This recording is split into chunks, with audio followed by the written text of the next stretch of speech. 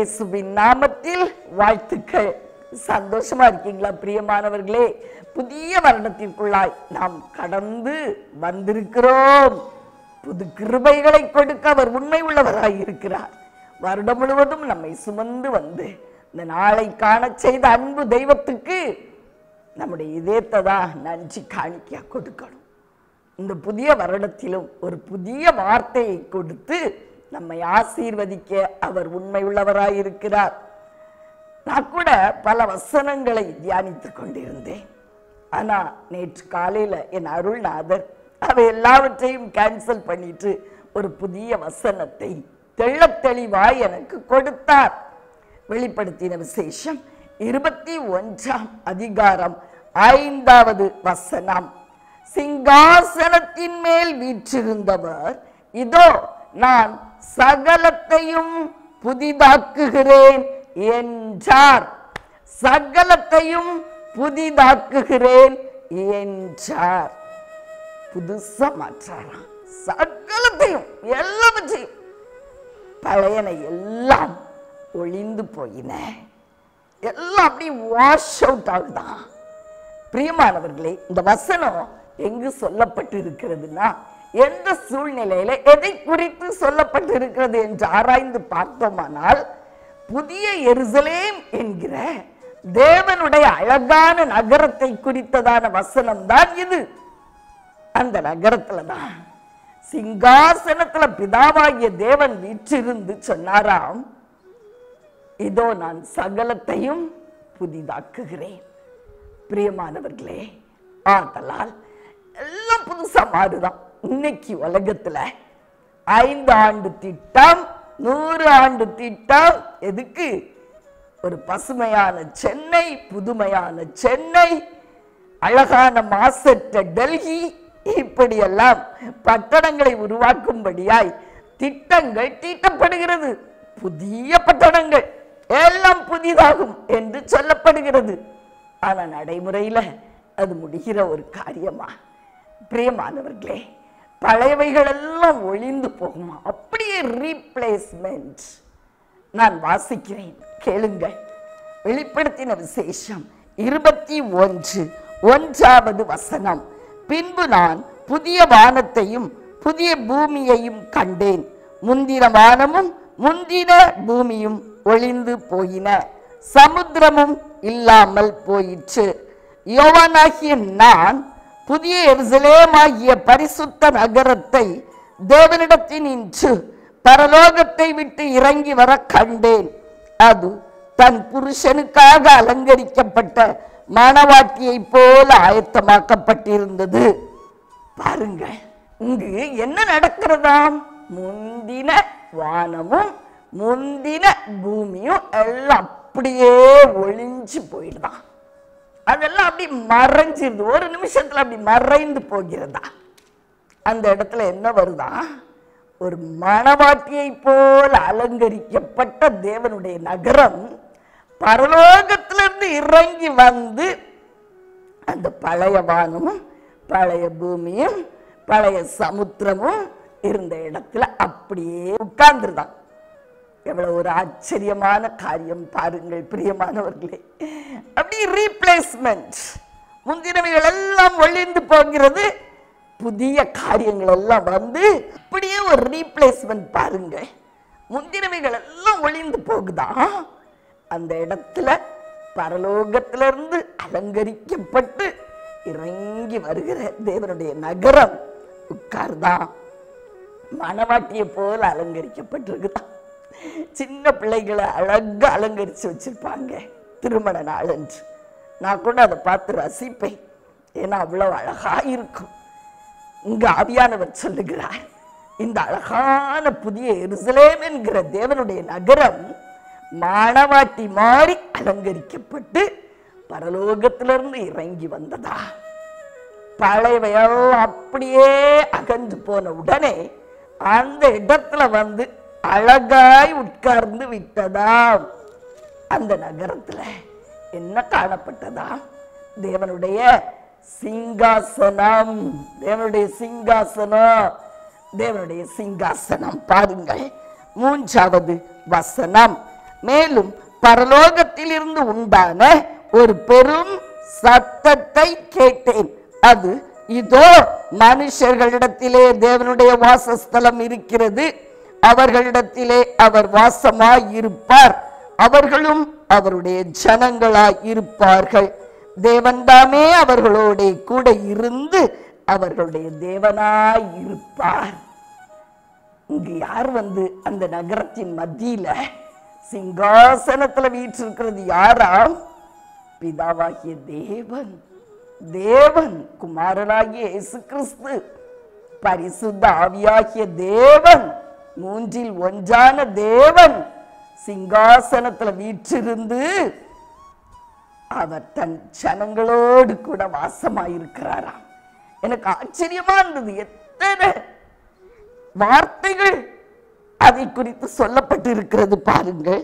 இதோ மனுஷர்களிடத்திலே தேவனுடைய வாசஸ்தலம் இருக்கிறது, அவர்களிடத்திலே அவர் வாசமாய் இருப்பார், அவர்களும் அவருடைய ஜனங்களாய் இருப்பார்கள். தேவன் தாமே அவர்களோட கூட இருந்து அவர்களுடைய தேவனாய் இருப்பார்.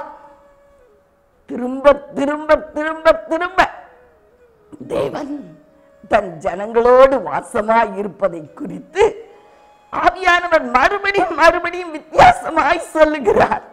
தேவன் தாமே அவர்களோட கூட இருப்பார், அவர்கள் அவருடைய ஜனங்களாய் இருப்பார்கள், சிங்காசனத்தில் வீற்றிருக்கிறவர் அவர்கள் மத்தியிலே இருப்பார், வாசமாய் இருப்பார். மறுபடியும் மறுபடியுமாய் ஆவியானவர் சொல்லுகிறார். இந்த வார்த்தைகள் எதை நமக்கு சொல்லுகிறது? எந்த ஒரு இடத்துல தேவ பிரசன்னம் காணப்படுகிறதோ, தேவன் வாசமாய் இருக்கிறாரோ, அங்கு சாபம் இல்லை.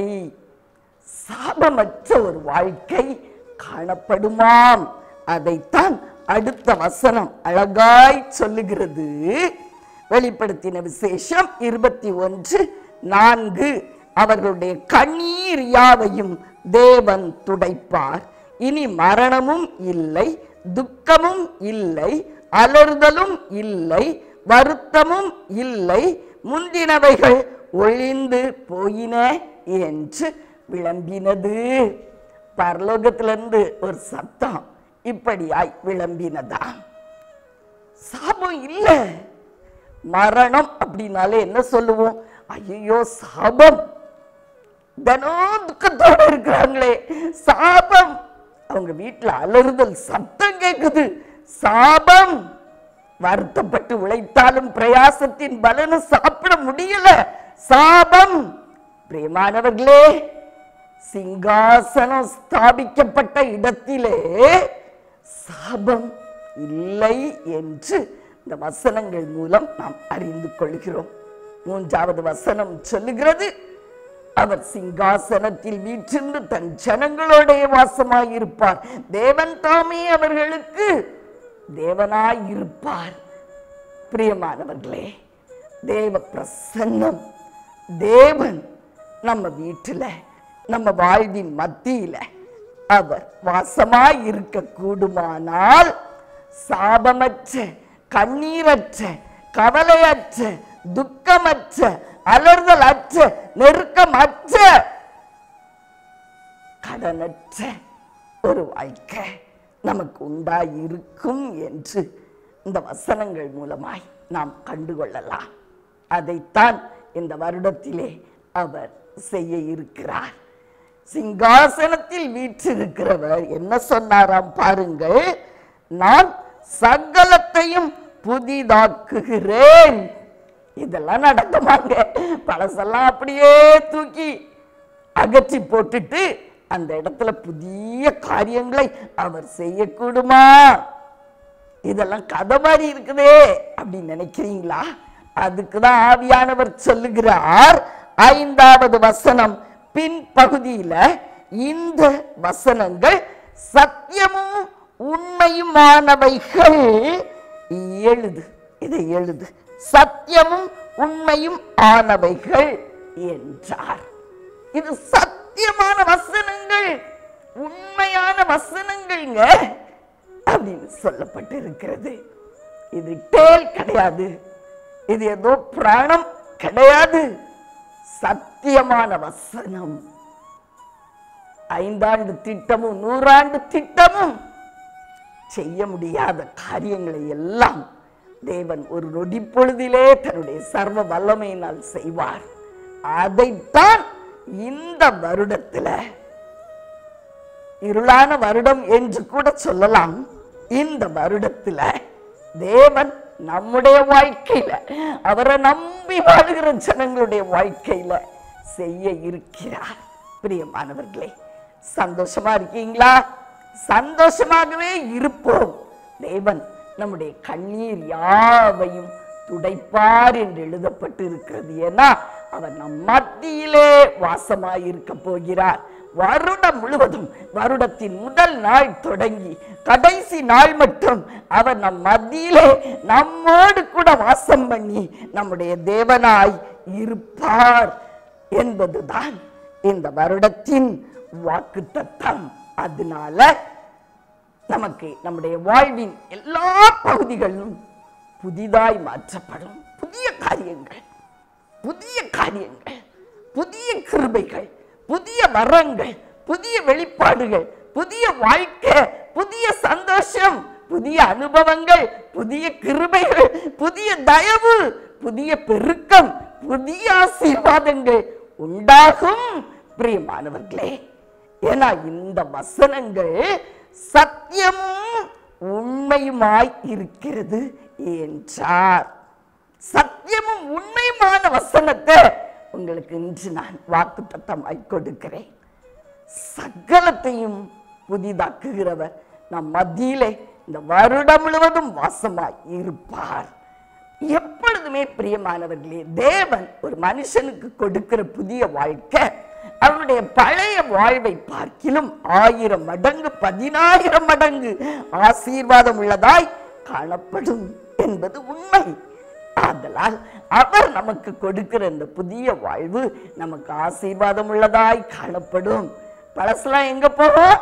அகன்று போகும். எப்படி பூமியும் வானமும் சமுத்திரமும் அகன்று போனதோ அதே போல அகன்று போகும் என்று கர்த்தருடைய ஆவியானவர் சொல்லுகிறார். கவலைப்படாதீங்க, தேவன் தாமே உங்களோடு கூட இருந்து உங்களுடைய கண்ணீர் யாவையும் துடைப்பாராம். பிரியமானவர்களே, இதை அவர் செய்வார். இதெல்லாம் நம்ப முடியுமா? ஐயோ, உலகம் முழுவதும் துக்கமும் அலறுதலும் சொல்லப்பட்டு இருக்கிறது அப்படின்னு நீங்க நினைக்கலாம். ஆனா உங்களுடைய வாழ்விலே அவர் வாக்கு கொடுத்ததை நிறைவேற்றுவார். ஏசாயா தீர்க்கதரிசியின் புத்தகம் 43ஆம் அதிகாரம் 19வது வசனம் மறுபடியுமாய் இந்த காரியத்தை நமக்கு சொல்லுகிறது. என்ன காரியம்? இதோ நான் புதிய காரியத்தை செய்கிறேன். அதுக்கு முந்தின வசனம் 43:18வது வசனம் சொல்லுகிறது, முந்தினவைகளை நினைக்க வேண்டாம், பூர்வமானவைகளை சிந்திக்க வேண்டாம். நான் புதிய காரியத்தை செய்யும் போது முந்தின காரியம்லாம் நீ மறந்தே போயிருவ. நான் இப்படிலாம் கண்ணீர் வடித்தனா, இவ்வளவு வேதனை பட்டேனோ அப்படின்னு சொல்லி நீங்க நினைச்சு பார்க்க கூட நேரம் இருக்காது. அப்படிப்பட்ட புதிய காரியத்தை தேவன் நம்முடைய வாழ்விலே செய்து விடுவார். பிரியமானவர்களே, தேவன் நம்மோடு கூட வாசம் பண்ணும் போதுதான் அது நடக்கும். அவருடைய பிரசன்னம் வருடம் முழுவதும் நம்மோடு கூட தங்கி இருக்கும் என்று நிச்சயமாய் சொல்லுகிறேன். ஏன்னா அந்த வசனத்தை நமக்கு கொடுத்திருக்கிறதுனால நிச்சயமா சிங்காசனத்தில் வீற்றிருக்கிறவர் நம்முடைய தேவனாய், நம் தகப்பனாய், நம்ம குடும்பத்துல ஒரு நபராய் நம்மோடு கூடவே இருப்பார் என்பது உண்மை. நான் அதை நம்புறேன். பிரியமானவர்களே, தேவ பிரசன்னம் நம்மோடு கூட இருக்கும் போது நம்முடைய வாழ்விலே என்னென்ன காரியங்கள் எல்லாம், என்னென்ன ஆசீர்வாதங்கள் எல்லாம் உண்டாயிருக்கும் என்று சொல்லி ஒரு சில வசனங்களை நாம் பார்க்க போகிறோம். முதலாவது பாருங்கள், ஏசாயா தீர்க்கதரிசியின் புத்தகம் 6ஆம் அதிகாரம் 1-7 வரை உள்ள வசனங்கள். பிரியமானவர்களே, இந்த வசனங்களில் தேவ பிரசன்னம் காணப்படுகிற இடத்திலே என்ன ஆசீர்வாதம் உண்டாயிருக்கும் என்று சொல்லி தெளிவாய் நமக்கு சொல்லப்பட்டிருக்கிறது. 6ஆம் அதிகாரம் 1வது வசனம் ஏசாயாவின் புத்தகத்தில், உசியா ராஜா மரணமடைந்த வருஷத்தில் ஆண்டவர் உயரமும் உன்னதமுமான சிங்காசனத்தின் மேல் வீற்றிருக்க கண்டேன். அவருடைய வஸ்திர தொங்கலால் தேவாலயம் நிறைந்திருந்தது. சேராபீன்கள் அவருக்கு மேலாக நின்றார்கள். அவர்களில் ஒவ்வொருவனுக்கும் அவ்வாறு செட்டைகள் இருந்தன. அவனவன் 2 செட்டைகளால் தன் தன் முகத்தை மூடி, 2 செட்டைகளால் தன் தன் கால்களை மூடி, 2 செட்டைகளால் பறந்து ஒருவரை ஒருவர் நோக்கி, சேனைகளின் கர்த்தர் பரிசுத்தர், பரிசுத்தர், பரிசுத்தர், பூமி அனைத்தும் அவருடைய மகிமையால் நிறைந்திருக்கிறது என்று கூப்பிட்டு சொன்னார்கள். கூப்பிடுகிறவர்களின் சத்தத்தால் வாசல்களின் நிலைகள் அசைந்து ஆலயம் புகையினால் நிறைந்தது. அப்பொழுது நான், ஐயோ அதமானேன், நான் அசுத்த உதடுகள் உள்ள மனுஷன், அசுத்த உதடுகள் உள்ள ஜனங்களின் நடுவில் வாசமாயிருக்கிறவன். சேனைகளின் கர்த்தராகிய ராஜாவை என் கண்கள் கண்டதே என்றேன். அப்பொழுது சேராபீன்களில் ஒருவன் பலிபீடத்திலிருந்து தன் கையிலே பிடித்த குறட்டால் ஒரு நெருப்பு தழலை எடுத்து என்னிடத்தில் பறந்து வந்து அதனால் என் வாயை தொட்டு, இதோ இது உன் உதடுகளை தொட்டதினால் உன் அக்கிரமம் நீங்கி உன் பாவம் நிவர்த்தியானது என்றான். இங்கு சேனைகளுடைய கர்த்தர் ஏசாயா தீர்க்கதரிசிக்கு ஒரு காட்சியை கொடுக்கிறார். சேனைகளின் கர்த்தர் வீற்றிருக்க கண்டேன். சிங்காசனத்தின் மேல சேராபீன்கள் என்ன செய்றாங்க? அவரை துதிக்கிறாங்க. பரிசுத்தர், பரிசுத்தர், பரிசுத்தர், பரிசுத்தர்.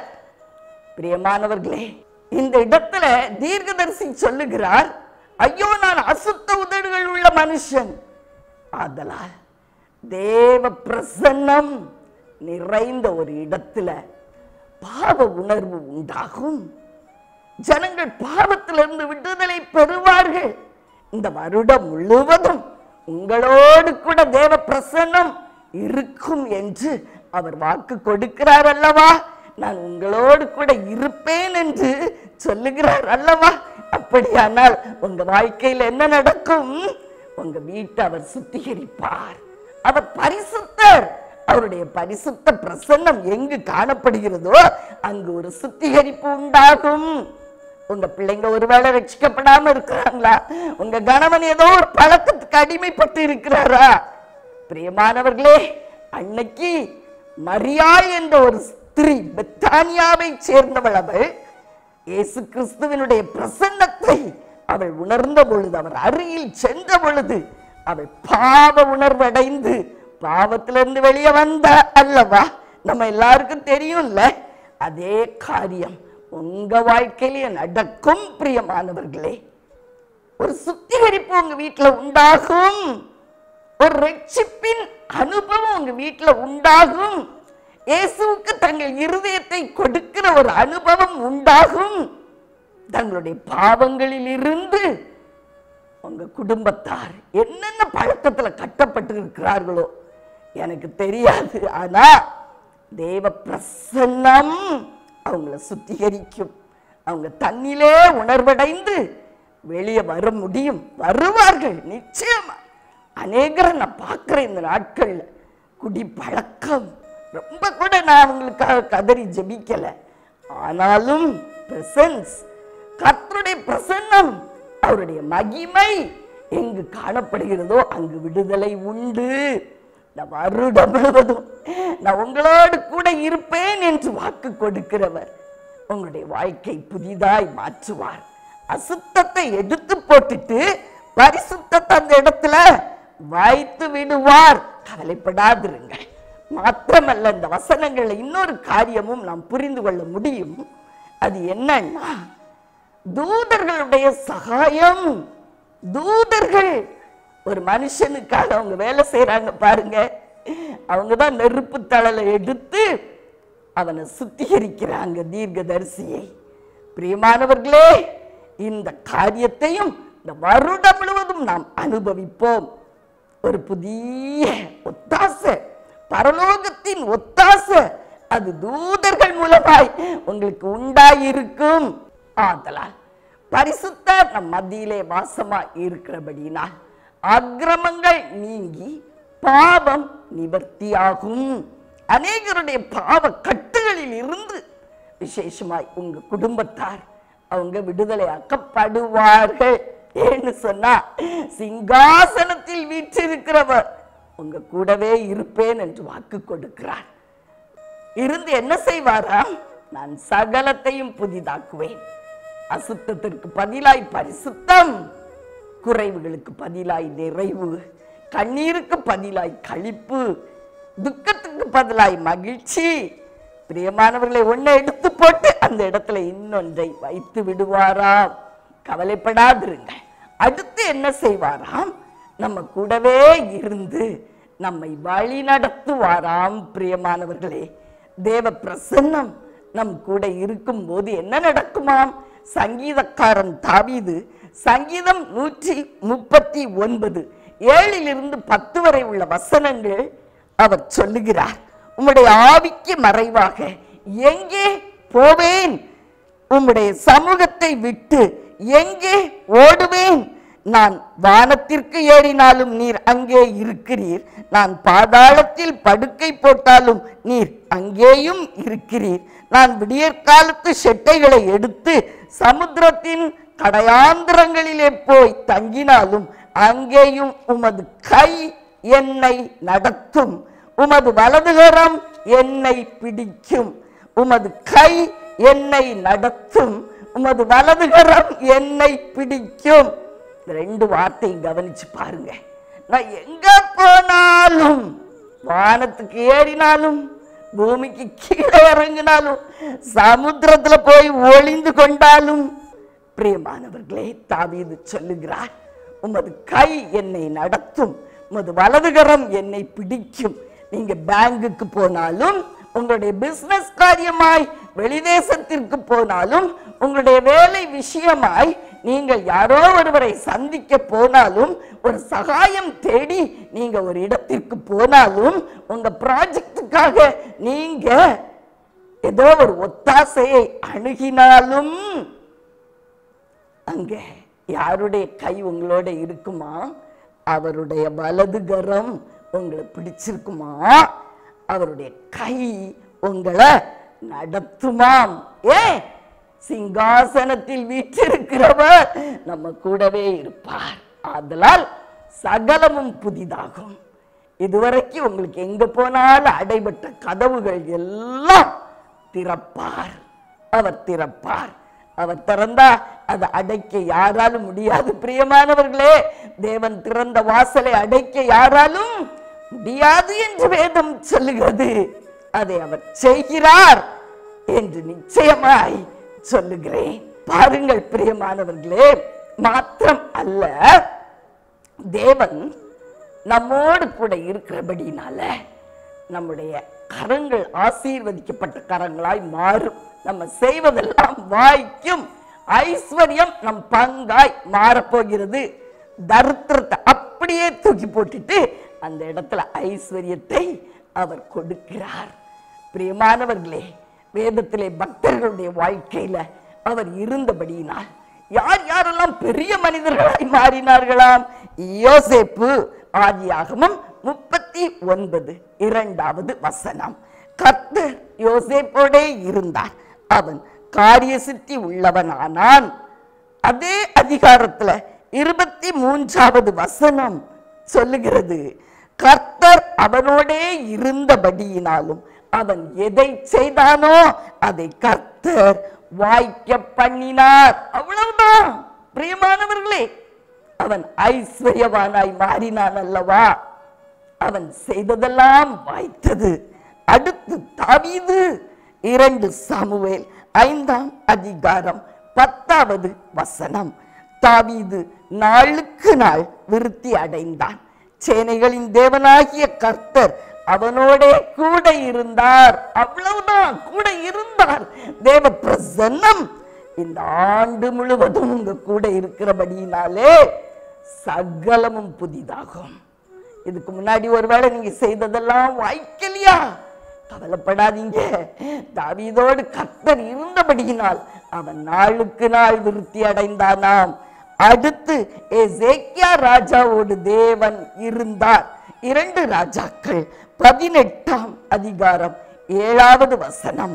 கர்த்தர் அவனோடு இருந்தார், அவன் போகிற இடமெங்கும் அவனுக்கு அனுகூலமாயிற்று. அடுத்து யோசபாத்தோடு தேவன் இருந்தார். 2 நாளாகமம் 17:3-5 வசனங்கள். கர்த்தர் யோசபாத்தோடு இருந்தார், அவன் பாகால்களை தேடாமல் தன் தகப்பனாகிய தாவீது முன்னாட்களில் நடந்த வழிகளில் நடந்தான். ஆகையால் கர்த்தர் அவன் கையில் ராஜ்யபாரத்தை திடப்படுத்தினார். யூதா கோத்திரத்தில் எல்லாரும் யோசபாத்துக்கு காணிக்கைகளை கொண்டு வந்தார்கள். அவனுக்கு ஐஸ்வர்யமும் கனமும் மிகுதியாய் இருந்தது. பாருங்கள் பிரியமானவர்களே, தேவன் தன்னுடைய தாசர்களோடு இருக்கும் பொழுது அவங்க ஐஸ்வர்யவான்களாய் மாறினார்கள். நம்முடைய வாழ்க்கையிலையும் கூட சகலத்தையும் அவர் புதிதாக்குகிற இந்த ஆண்டிலே தரித்திரம், குறைவு, வெறுமை, அதனால உண்டாகிற சிறுமை, அவை எல்லாவற்றையும் அப்படியே எடுத்து அகற்றி போட்டு அந்த இடத்துல நிறைவையும் ஐஸ்வர்யத்தையும் கனத்தையும் உண்டு பண்ணுவேன் என்று கர்த்தருடைய ஆவியானவர் பேசிக்கொண்டிருக்கிறார். அடுத்து பிரியமானவர்களே, தேவனுடைய பாதுகாப்பு. இந்த வருடம் நான் ஜெபித்த பொழுது மரண எண்ணிக்கை அதிகமாக இருக்கும் என்று கர்த்தருடைய ஆவியானவர் பேசினார். இந்த நாட்கள்ல நமக்கு தேவை பாதுகாப்புங்க. பாருங்க, எருசலேமை குறித்து ஆவியானவர் அழகாய் சொல்லுகிறார். சகரியா 2ஆம் அதிகாரம் 5வது வசனம். நான் அதற்கு சுற்றிலும் அக்கினி மதிலாய் இருந்து அதன் நடுவில் மகிமையாக இருப்பேன். பார்த்தீங்களா, நம்மளை சுற்றிலும் அக்கினி மதிலாய் அவர் இருந்து நம்ம வாழ்வின் நடுவில் நம்ம வீட்டில் அவர் மகிமைப்படுவாரா? பிரியமானவர்களே, நம்புவோம், பாதுகாப்பு ரொம்ப ரொம்ப அவசியம் தாண்டிலே. ஆதலால் இந்த வாக்கு மாறாதபடி அவர் நம்மோடு கூட இருந்து நம்மை காத்து கொள்ளுவார். மேலும் அவர் சொல்லுகிறார், ஏசாயா 43:2வது வசனத்துல, நீ தண்ணீர்களை கடக்கும் போது நான் உன்னோடு இருப்பேன், நீ ஆறுகளை கடக்கும் போது அவைகள் உன்மேல் புரளுவது இல்லை, நீ அக்னியில் நடக்கும் போது வேகாது இருப்பாய், அக்னி ஜுவாலை உன்மேல் பற்றாது. பார்த்தீங்களா பிரியமானவர்களே, பாதுகாப்பு கவசமாய் தேவன் நம்மோடு கூட இருந்து பாதுகாப்பற்ற நம்முடைய சூழ்நிலைகள் எல்லாவற்றை அப்படியே தூக்கி வச்சுட்டு ஒரு புதிய பாதுகாப்பை உண்டு பண்ணுகிறார். அது பரலோகத்தின் பாதுகாவல். அக்கினி மதிலாய் தேவன் தாமே நம்மை சூழ்ந்திருப்பது எவ்வளவு ஒரு ஆச்சரியமான கிருபை.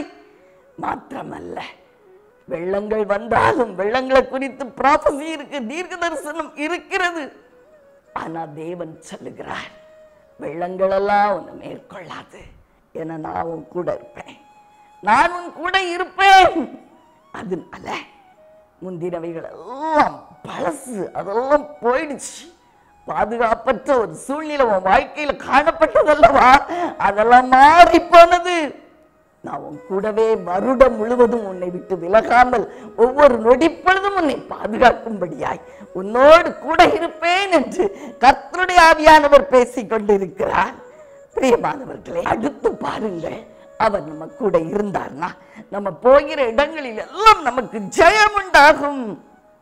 பிரியமானவர்களே, யோசுவா என்ற பக்தனுக்கு தேவன் சொல்லுகிறார். யோசுவா 1ஆம் அதிகாரம் 5வது வசனம். நீ உயிரோடு இருக்கும் நாளெல்லாம் ஒருவனும் உனக்கு முன்பாக எதிர்த்து நிற்பது இல்லை, நான் மோசேயோடே இருந்தது போல உன்னோடும் இருப்பேன், நான் உன்னை விட்டு விலகுவதும் இல்லை, உன்னை கைவிடுவதும் இல்லை. பில்லி சூனிய மந்திரவாதிகள் மந்திரவாதங்களை செய்து உங்களை எதிர்க்கிறாங்களா? ஐயோ, நான் தோல்வி அடைஞ்சிட்டே இருக்கிறேனே, தேவனுடைய ஆவியானவர் சொல்லுகிறார், அதெல்லாம் பழையதாய் மாறி போனது.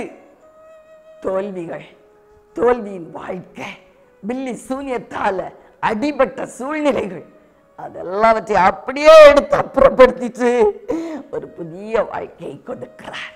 இந்த வாழ்க்கையில யாரும் உங்களை எதிர்த்து நிற்க முடியாது, நான் கூடவே இருப்பேன் என்று வாக்கு கொடுக்கிறார். எவ்வளவு ஒரு ஆச்சரியமான கிருபை பார்த்தீர்களா பிரியமானவர்களே. அடுத்து இந்த ஆண்டு முழுவதும் அவர் நம்ம கூட இருந்து சகலத்தையும் புதிதாக்குவதில் அவர் இன்னொரு காரியத்தை செய்கிறார். அது என்னன்னா, பட்டுப்போன உங்களுடைய காரியங்கள், பட்டுப்போன உங்களுடைய வாழ்க்கை, இவை எல்லாவற்றையும் மாற்றி போட்டு ஒரு புதிய வாழ்க்கையை துளிக்க பண்ணுகிறார். பட்டுப்போன கோல் மாதிரி நான் இருக்கேன்னு சொல்றீங்களா பிரியமானவர்களே? என்னாகமம் 17:1-8 வரைக்கு ஒரு காரியம் சொல்லப்பட்டிருக்கிறது. இஸ்ரவேல் ஜனங்கள் மோசேக்கும் ஆரோனுக்கும் விரோதமாய் முறுமுறுக்கிறாங்க. அப்ப தேவனாகிய கர்த்தர் சொல்றாரு, இந்த ஜனங்களுக்கு முன்பதாக நான் ஆரோனை கனப்படுத்த விரும்புகிறேன். அதுக்கு என்ன செய்யணும்? 12 கோத்திர தலைவர்களுடைய கோல்களையும் வாங்கி ஆசரிப்பு கூடாரத்தை சாட்சி பெட்டிக்கு முன்னாடி தேவனுடைய சன்னிதானத்துல வைக்கணும். பிரியமானவர்களே, உயிரற்ற ஒரு கோல், அதுல ஒண்ணுமே கிடையாது. அது துளிர்க்குமா, பூ பூக்குமா, காய் காய்க்குமா, வாதுமை பழங்களை கொடுக்கத்தான் முடியுமா? முடியாது. அப்படிப்பட்ட ஒரு கோல். அந்த கோலை வாங்கி 12 கோல்கள், அதுல ஒரு கோல் தான் ஆரோனுடைய கோல். அதையும் வாங்கி தேவன் என்ன செய்தாராம்?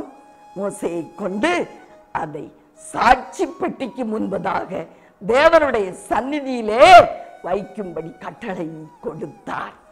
அப்படியா இந்த கோல்கள் அங்கு வைக்கப்பட்ட பொழுது காஞ்சி போய் வறண்டு போய் சும்மா உடச்சி தூர போடுறதுக்கு தான் உதவும் அந்த கோல், அது துளிர்த்ததாம். அப்படியா? என்னாகமம் 17:7 சொல்லுகிறது, அந்த கோல்களை மோசே சாட்சியின் கூடாரத்திலே கர்த்தருடைய சமூகத்தில் வைத்தான். மறுநாள் சாட்சியின் கூடாரத்திற்குள் மோசே பிரவேசித்த போது, இதோ லேவியின் குடும்பத்தாருக்கு இருந்த ஆரோனின் கோல் துளிர்த்திருந்தது. அது துளிர்விட்டு பூ பூத்து வாதுமை பழங்களை கொடுத்தது. உங்க வாழ்க்கை அப்படி துளிர்க்கும். பட்டு போன நம்பிக்கை இல்லாத உங்களுடைய வாழ்க்கை அப்படியே தூக்கி அப்புறப்படுத்தி விட்டு பூ பூத்து காய் காய்க்கிற ஒரு வாழ்க்கை, ஒரு புதிய வாழ்க்கை தேவன் கொடுப்பார். ஒரு கம்புக்கு, ஒரு கட்டைக்கு, ஒரு உயிரற்ற கோலுக்கு தேவன் இதை செய்யக்கூடுமானால், அவருடைய சன்னிதானத்தில், அவருடைய பிரசன்னத்தில் இது நடக்க கூடுமானால், இந்த வருடம் முழுவதும் அவருடைய பிரசன்னம் உங்களோடு கூடவே இருக்குமா? இந்த காரியம் சாத்தியம் தானே பிரியமானவர்களே? உங்களுடைய வாழ்வும், நம்பிக்கை இல்லாத உங்களுடைய வாழ்க்கையும் துளிர்க்கும். மறுபடியும் வாழ்வீர்கள், மறுபடியும் எழும்புவீங்க, மறுபடியும் கிருபை. நம்புங்க பிரியமானவர்களே. அடுத்து ஃபைனலா தேவன் நம்மோடு கூட இருந்து என்ன செய்வாராம்? பழைய வேதனை, துக்கம் அதெல்லாம் மாற்றி போட்டு அவருடைய சமூகம், பிரசன்னம், அவருடைய பிரசன்ஸ் நம்ம கூட இருக்கிறபடினால சங்கீதம் 16:11 சொல்லப்பட்டபடி உம்முடைய சமூகத்தில் பரிபூர்ண ஆனந்தமும் நித்திய பேரின்பமும் உண்டு என்று எழுதப்பட்டிருக்கிறதல்லவா? அந்த காரியத்தையும் நமக்கு கிஃப்டா கொடுப்பார். அவருடைய பிரசன்னம் இந்த வருடம் முழுவதும், ஒவ்வொரு நொடிப்பொழுதும், ஒவ்வொரு மணித்துளியும் நம்மை விட்டு விலகாமல் இருந்து நமக்கு ஒரு பரிபூர்ண சந்தோஷத்தை கொண்டு வரும், நித்திய பேரின்பம் கொண்டு வரும். இப்ப சொல்லுங்க பிரியமானவர்களே, இப்படிப்பட்ட ஒரு ரீப்ளேஸ்மெண்ட், பழசெல்லாம் அப்படியே எடுத்து போட்டுட்டு புதிய காரியங்களை அவர் செய்யும் பொழுது, புதிதாய் அவர் மாற்றும் பொழுது நம்முடைய வாழ்க்கை எப்படி இருக்கும்? மரணமற்ற, துக்கமற்ற, அலறுதலற்ற, வருத்தமற்ற ஒரு வாழ்க்கையாய் மாறிவிடும் அல்லவா? அதைத்தான் தேவன் நமக்கு வாக்கு கொடுக்கிறார். கண்ணீர் எல்லாவற்றையும் தொடச்சிருவாரா? கவலைப்படாதீங்க, சடுதியான மரணங்கள் இருக்காது, துக்கம் இல்லை, அலறுதல் கிடையாது, வருத்தம் கிடையாது. உழைப்பின் பலனை நம்ம சாப்பிடுவோம். இதுவரைக்கும் பொத்தலான பையில விழுந்தது போல கீழே விழுந்து கொண்டிருந்தது அல்லவா ஆசீர்வாதங்கள். அவை எல்லாவற்றையும் நாம் தக்க வைத்துக் கொள்வோம். பிரியமானவர்களே, ஆதலால் புதிய வாழ்க்கை, ஆதலால் பிரியமானவர்களே, புதிய வாழ்க்கை, புதிய ஐஸ்வர்யம், புதிய ஆசீர்வாதங்கள், புதிய கிருபை, புதிய நண்பர்கள், புதிய ஒரு வாழ்க்கை, புதிய சமாதானம், புதிய வாசல்கள், புதிய ஒரு கனம், புதிய ஒரு மகிமையை இந்த வருடம் முழுவதும் அனுபவிக்கும்படி தேவன் கிருபை செய்கிறார். கட்டாயம் செய்வாருங்க. ஏன்னா இந்த வசனங்கள் சத்தியமும் உண்மையானவைகள், இது கதை கிடையாது அப்படின்னு நமக்கு வாக்கு கொடுக்கிறார். சந்தோஷமா இருக்கீங்களா? உங்களுக்காக நான் ஜெபிக்கட்டுமா பிரியமானவர்களே? அன்பின் பரலோக தகப்பனே, அருமையான எங்கள் நல்ல ரட்சகரே, ஆவியானவரே, சிங்காசனத்தில் வீற்றிருக்கிறவரே, உங்க சிங்காசனத்தை எங்க மத்தியில் இந்த வருடத்திலே ஸ்தாபிப்பேன். என் பிரசன்னம் உன்னோடு கூடவே இருக்கும். நான் உன்னை சூழ்ந்து கொண்டிருப்பேன். உன் தேவனாய் உன்னோடு கூடவே இருப்பேன். நீங்கள் என் ஜனங்களாய் இருப்பீர்கள்.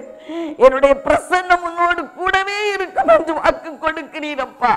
அது நிமித்தம் பழைய சாப வாழ்க்கை அப்படியே எடுத்து போடப்பட்டு புதிய ஒரு சாபமற்ற வாழ்க்கையை எங்களுக்கு வாக்கு பண்ணுகிறீர்.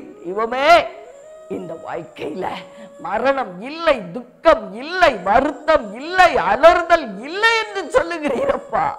இந்த நல்ல வாழ்க்கையை என் ஜனங்கள் மேல் வைத்து அவர்களை பேர் பேராய் விடுதலையாக்கி ஆசீர்வதித்து ஜெபிக்கிறேன் அப்பா. எல்லா பகுதிகளிலும் கிருபை கிருபை கிருபை கிருபை பெருகட்டும். உடைய கிருபைக்குள் என் ஜனங்களை மறைத்துக் கொள்ளும் ஐயா. குடும்பம் குடும்பமாய் உடைய கிருபைக்குள் ஒப்புக் கொடுக்கிறேன். தாங்கிக் கொள்ளும், தீங்குகளுக்கு தப்புவியும், ஏந்திக் கொள்ளும், சுமந்து கொள்ளும் அப்பா. தகப்பனாய் கூட இரும், தாயாய் கூட இருக்கிறீர், கணவனாய் கூட இருக்க போகிறீர். தெய்வமே உமக்கு நன்றி.